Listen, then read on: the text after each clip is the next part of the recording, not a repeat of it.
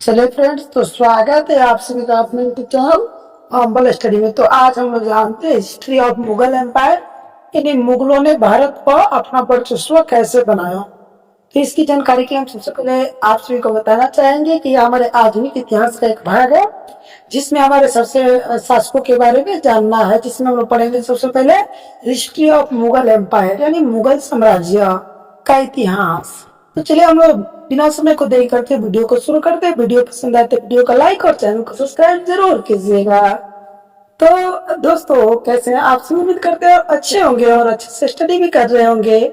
आप यहाँ पे जाने मुगल साम्राज्य का इतिहास। मुगल साम्राज्य का इतिहास सबसे पहले बताना चाहेंगे कि भारतीय इतिहास का एक महत्वपूर्ण अध्याय है जिसमें भारतीय उपमहाद्वीप की राजनीति में और संस्कृति समाज में गहराई से प्रभावित किया।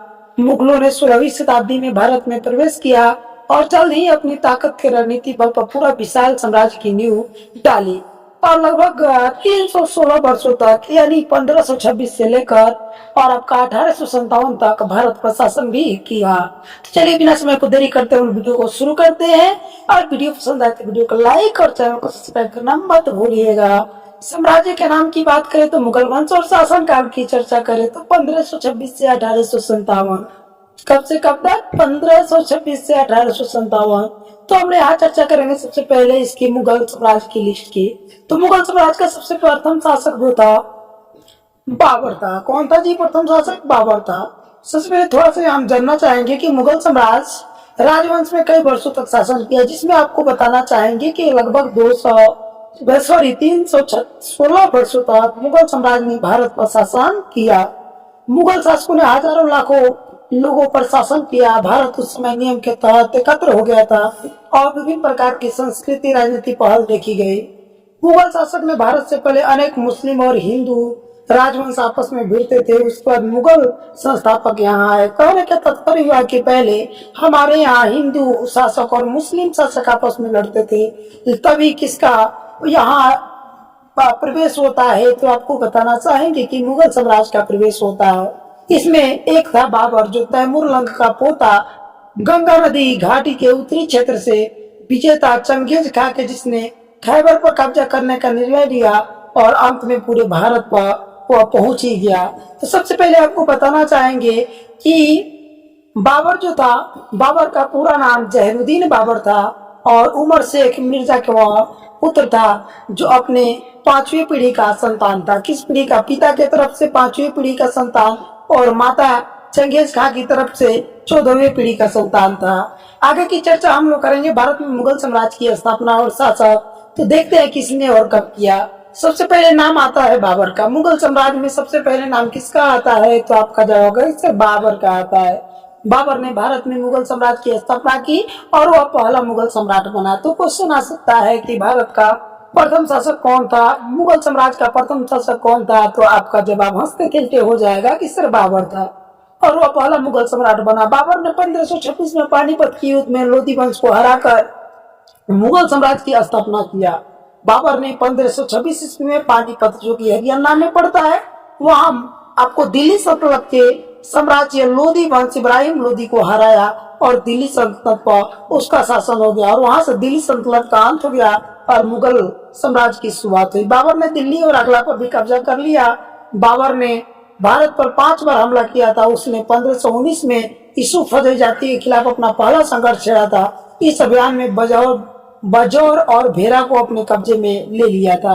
बाबर ने 1526 में पानीपत की लड़ाई लड़ी।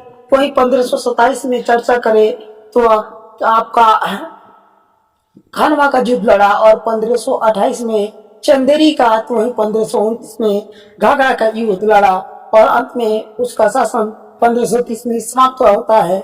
फिर आता है उसका दूसरा मुगल शासक जिसका नाम था हुमायूं। वह 23 साल की उम्र में मुगल सिंहासन पर बैठा। हुमायूं जो उसका बाबर का पुत्र था। हुमायूं और शेरशाह के बीच हुई कनौज की चौसा की लड़ाई में शेरशाह ने हुमायूं को पराजित कर दिया और उसमें हुमायूं भारत छोड़कर चला गया। उसके बाद हुमायूं ने 1555 में सिकंदर को पराजित करके दिल्ली का राज सिंहासन पुनः संभाला। फिर 1555 में सिकंदर को वो पराजित किया। कौन? हुमायूं, जो बाबर का पुत्र था। कब जी? 1555 में।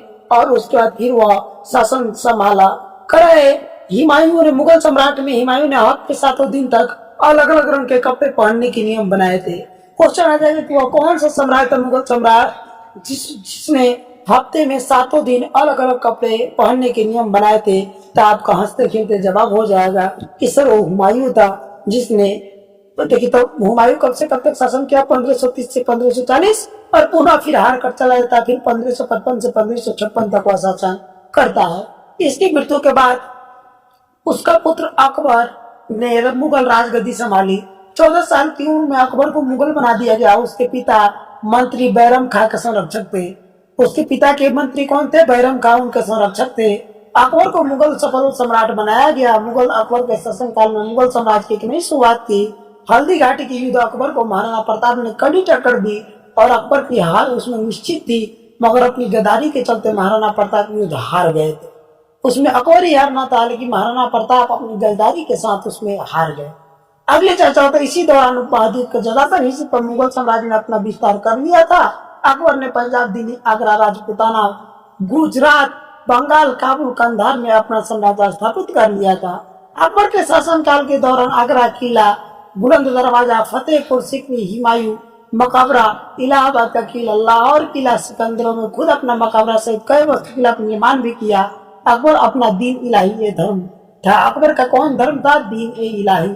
उस पर चर्चा होती है। अकबर के मौत के बाद बेटे सलीम यानी जहांगीर, सलीम का नाम क्या था? जहांगीर। अकबर का बेटा कौन था? तो आप कहेंगे सर जहांगीर था। मुगल साम्राज्य के शासक बने।